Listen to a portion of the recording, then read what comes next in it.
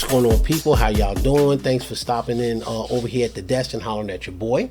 For some of you guys who might not know, a few months back I received an email from a sync platform that I was on for many years, and they were telling me that they're changing their business model and if I had any funds over there to come and grab them. So yeah, I went and did that. What I'm doing right now is something that I haven't done in a long time, and I'm just going to create a whole brand new catalog. Now I'm going to do that from all of the music that I have on my hard drive that I have made over the past 2 or 3 years. I'm just going to strip it down and get them sync ready, and that also means all of the metadata for that music starting from zero. Now, I did go to one of the top AI sites that do metadata, and what happened was it gave the first 3 songs that I gave them the same mood. Now, I wasn't sure about that, so let's be very clear. Metadata is how sync supervisors find your music for the proper brief. So that's what's standing between you and your check. It shouldn't be a question as if AI is any good. The question really should be, are you ready to hand AI the keys to your bag? Now, I do want to give full disclosure. This top site, I am on the free tier. What I was just discussing was my first 3 uploads, but this last upload we're going to do live right here, and we're going to do that side-by-side shootout. Let's check it out.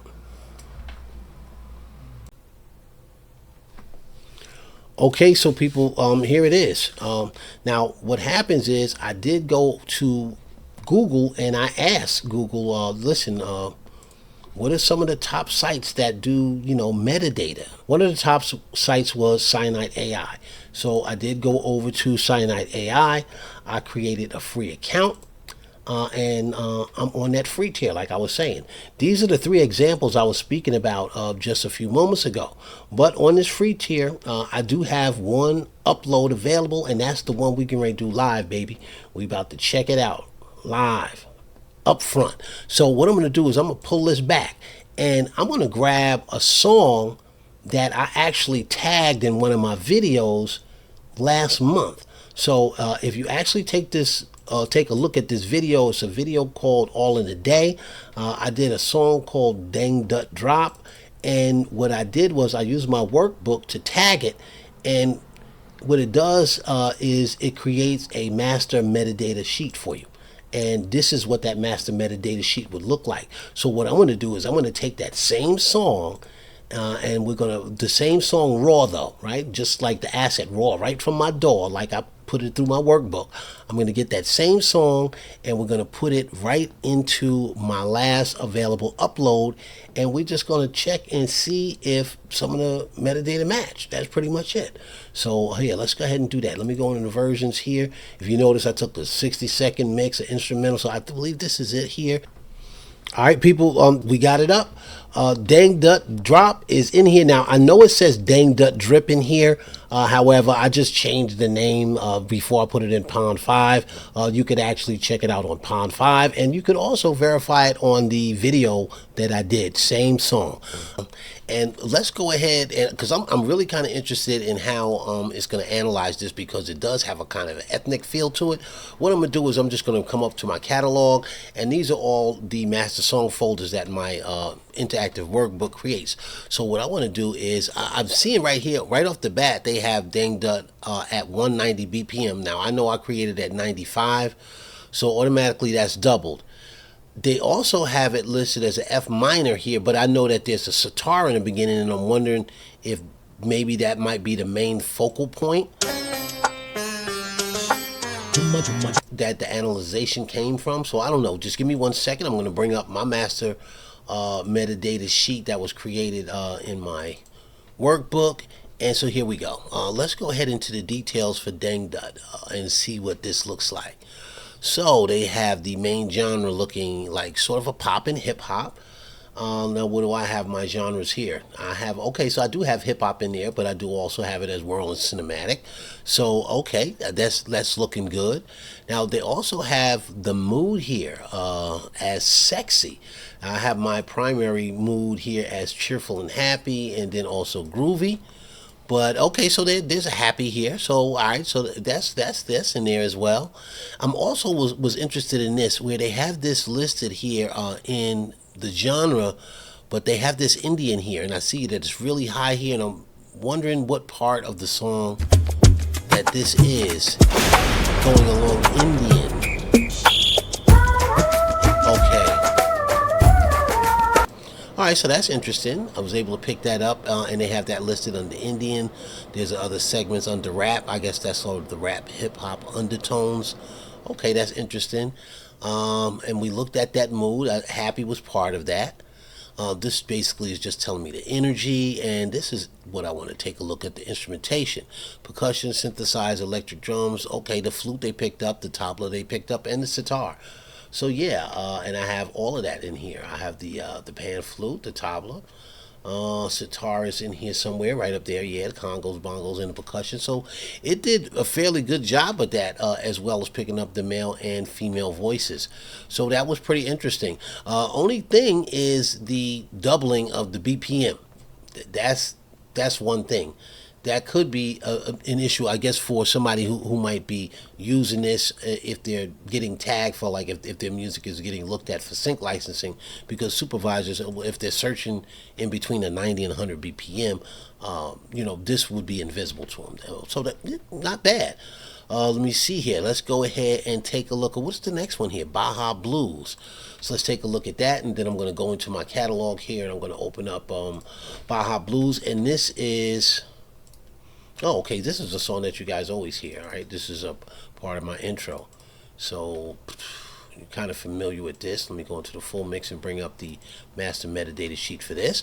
Okay, so we have the genre as rap, hip-hop, R&B, and, okay, reggae. Let me see here. And my genre, how I have it is here, R&B, soul, and funk. So the R&B is there.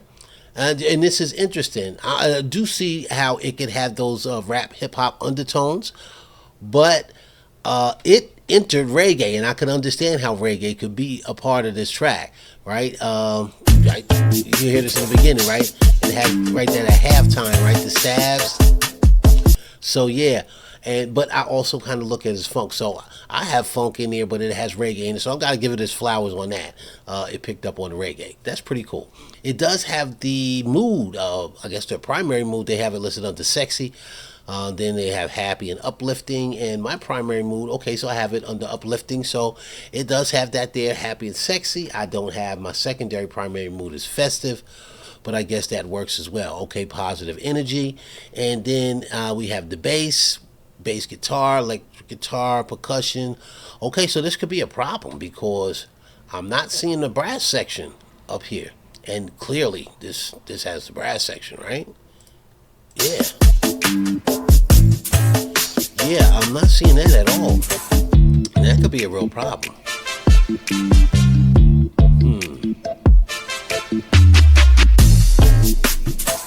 Yeah, that could be a problem. But I mean, overall, it pretty much got everything else right that's missing. I'm not seeing any clavs. I know that I do have some clavs in here towards the end.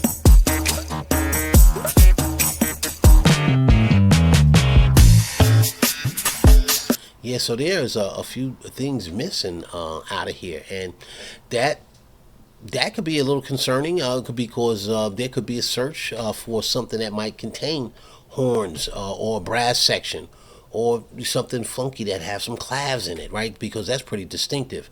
All right, well, all right, so moving forward, but pretty much everything with Baha Blues was kind of on point. So let's see, we're gonna go into the next one. That's gonna be Nu-Bonia. So let me just go back into my catalog. Here we go.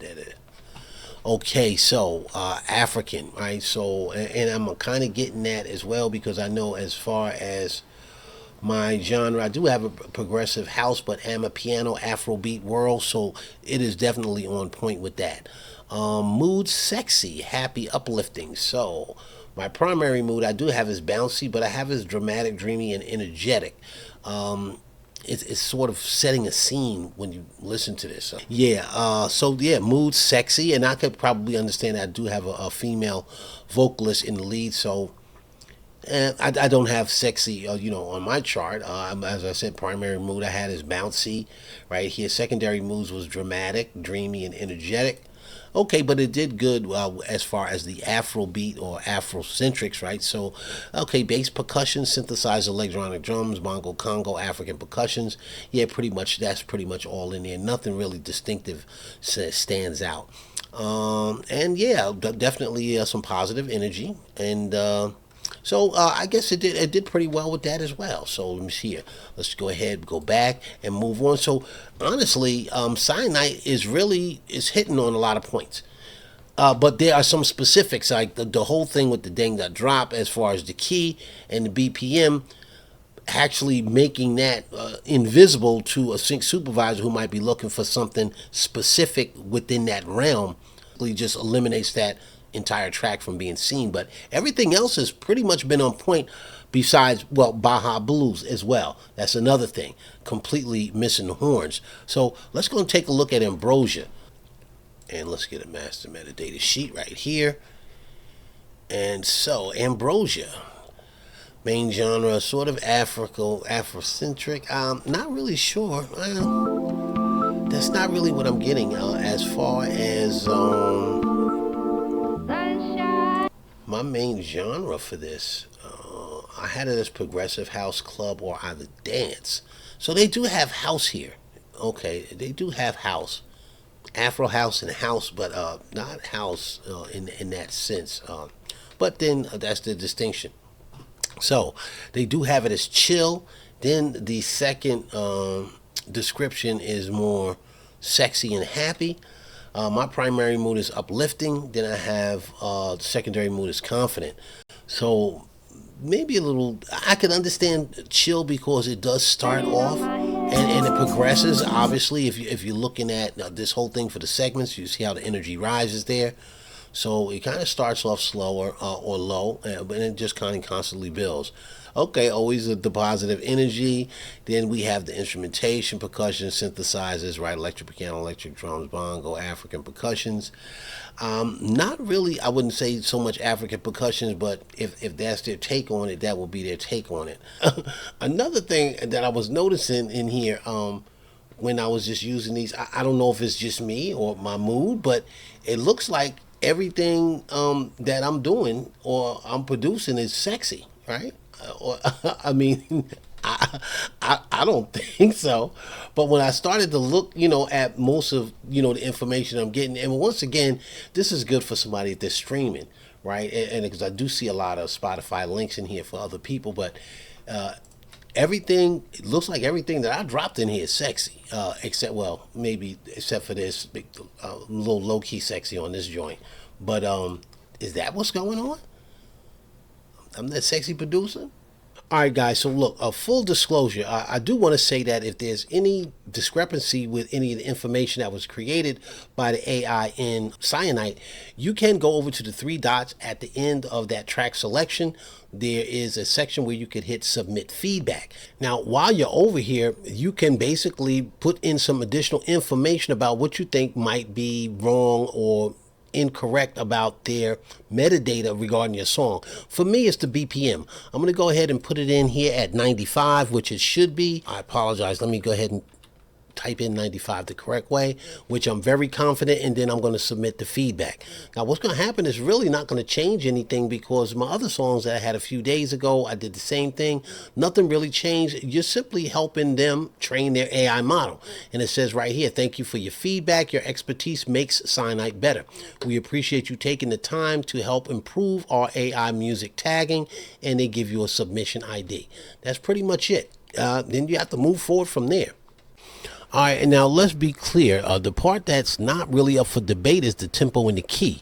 And you could check these against the files yourselves. Ambrosia is at 120, but Cyanite had it come back at 118. Nu-Bonia is 125. Cyanite has it at 118. Now, Baha Blues is 140. And 140 is what Cyanite has it as. So that's dead on. Dangdut Drop is 95, and it came back as 190. So it actually doubled the BPM there.